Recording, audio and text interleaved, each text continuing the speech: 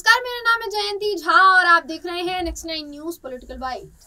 दोस्तों, आम आदमी पार्टी के फायर ब्रांड नेता और अपनी बात को किसी भी अपने पॉइंट को बेबाकी से रखने के लिए जाने जाने वाले संजय सिंह का बड़ा बयान सामने आया है। जी हाँ दोस्तों, सांसद संजय सिंह उन्होंने कहीं ना कहीं संसद में खड़े होकर बीजेपी को हड़का दिया।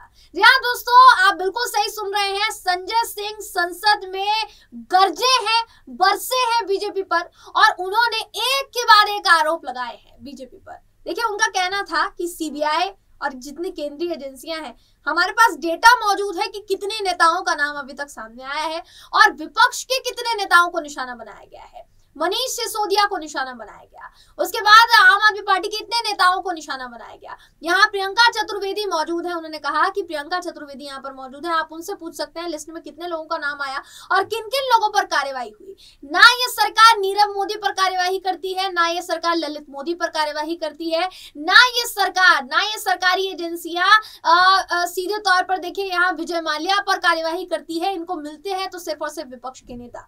उनका कहना था कि संजय राउत भी आप देख लीजिए, संजय राउत भी बिना किसी वजह के 100 दिन जेल में बताकर आए हैं। जब मनीष सिसोदिया के घर पर रेड पड़ी थी तो मनीष सिसोदिया के घर पर भी रेड में कुछ नहीं मिला, लेकिन फिर भी इनको विपक्ष के नेताओं के पीछे ही केंद्रीय एजेंसियों को लगवाना है। तो किसकी साजिश है ये कहीं ना कहीं ये बताते हुए संसद में जब शीतकालीन सत्र शुरू है संसद का, उस संसद में उसी सत्र में खड़े होकर संजय सिंह ने सीधे तौर पर जगदीप धनखड़ के सामने खड़े होकर बहुत बुरी तरीके से बीजेपी को झाड़ा है, बीजेपी को लताड़ा है। दोस्तों, सबसे पहले आपको वीडियो हम दिखाना चाहेंगे। ये वीडियो आपको दिखाते हैं किस तरीके से संजय सिंह गरजे हैं, किस तरीके से संजय सिंह ने एक तरीके से फटकार लगाई है बीजेपी को, वो आपको दिखाते हैं। पूरा वीडियो देखिए। आपने इस बहुत ही महत्वपूर्ण विषय पे मुझे अपनी बात कहने का मौका दिया।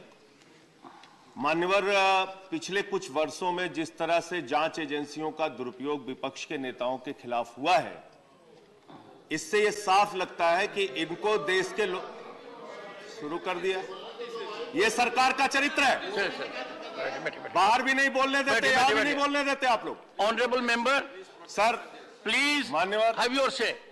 No one should be on the chair मान्यवर, एक्सेप्ट द वन स्पीकिंग। मान्यवर, ईडी का इस्तेमाल करके पिछले 8 वर्षों में 3000 छापे विपक्ष के नेताओं पे मारे गए और मात्र 23 लोगों को ईडी कन्विक्ट कर पाई। मात्र 0.5%। 0.5%। सर, मैं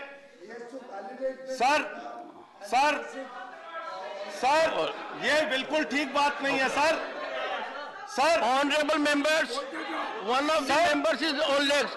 ऑनरेबल मेंबर्स, प्लीज टेक। मैं ये कह रहा हूं सर, प्लीज ये ईडी फर्स्ट 20,000 करोड़ का घोटाला करने वाले नीरव मोदी के खिलाफ क्यों चुप रहती है? Take your seat. ये ED 10,000 crore. Take your seat. On to your point.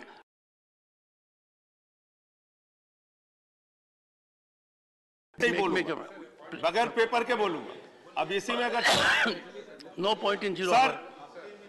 Sir, यहां इस सदन में प्रियंका चतुर्वेदी जी मौजूद हैं। उनके जवाब में सरकार ने यह बताया कि 3000 छापे ईडी के द्वारा मारे गए और मात्र 23 लोगों को कन्विक्ट किया गया।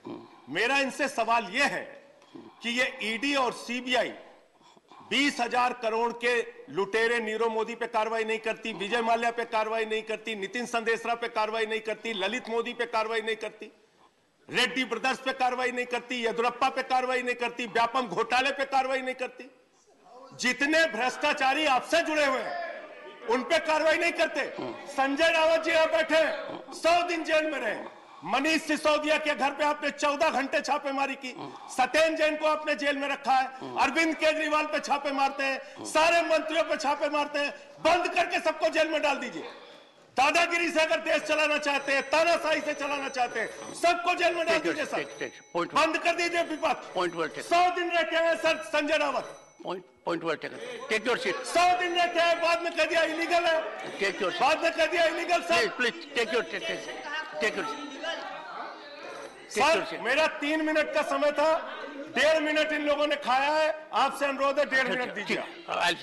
मैं सर ऑनरेबल दिल्ली वन सरकार सेकंड इन लोगों ने क्या क्या Honorable कार्रवाई member. की, वो बता के बात खत्म करूंगा। ऑनरेबल सर मेंबर, हमारे ऑनरेबल मेंबर, तो जैसा आपने देखा कि संजय सिंह ने एक एक बात, एक एक पॉइंट जो उन्होंने कहा है वो सीधे तौर पर बीजेपी के खिलाफ है। अब देखिए, केंद्रीय एजेंसियों के लिए कहा जाता है दोस्तों, सीबीआई हो गई, ईडी हो गई, जितनी भी केंद्रीय एजेंसियां हैं, ये विपक्ष के नेताओं पर ही छापेमारी क्यों करती है, सवाल दिखे खड़ा होता है।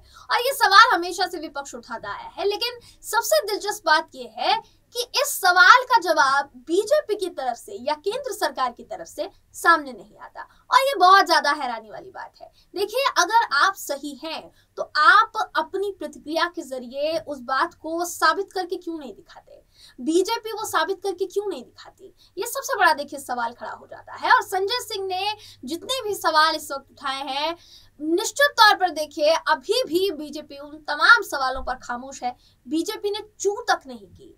और ये सबसे बड़े सवाल खड़े करती है कि देश की सत्ताधीन पार्टी जो अपनी हर गलती को जस्टिफाई करने की हिम्मत रखती है, वो इस पूरे आरोप पर खामोश क्यों हो जाती है, चुप्पी क्यों साध लेती है, ये सबसे बड़ा सवाल है। क्योंकि संजय सिंह ने ही सिर्फ आरोप नहीं लगाया, संजय सिंह के अलावा विपक्ष के बहुत से ऐसे नेता हैं जिन्होंने आरोप लगाया है, लेकिन किसी के भी सवाल का जवाब यहाँ पर बीजेपी देती हुई नजर नहीं आई। तो आखिर क्यों नहीं दे पा रही है? क्या बीजेपी डरती है? क्या वाकई विपक्ष जो आरोप लगा रहा है उसमें सच्चाई है? क्या वाकई केंद्रीय एजेंसियों को जानबूझकर एक तरीके से लोकतंत्र की हत्या करने के लिए विपक्ष के नेताओं के पीछे लगा दिया गया है? ये तमाम तरीके के सवाल खड़े हो रहे हैं दोस्तों। बीजेपी कब जवाब देगी हमें नहीं पता, लेकिन आपकी इस पर क्या राय है ये आप हमें कमेंट करके जरूर बताइएगा। ये वीडियो अच्छा लगा हो तो इसे लाइक कीजिए, हमारे चैनल को सब्सक्राइब कीजिए। तब तक के लिए देखते रहिए next time news political bite.